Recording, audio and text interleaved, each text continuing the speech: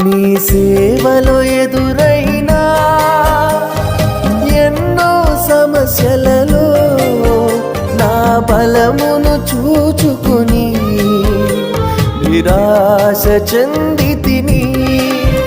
నీ సేవలో ఎదురైనా ఎన్నో సమస్యలలో నా బలమును చూచుకుని నిరాశ చెందితిని.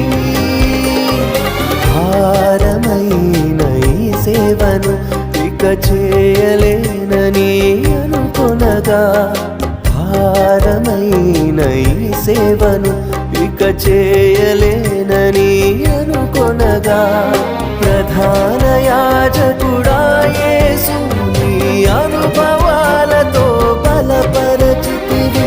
ప్రధాన యాజకుడా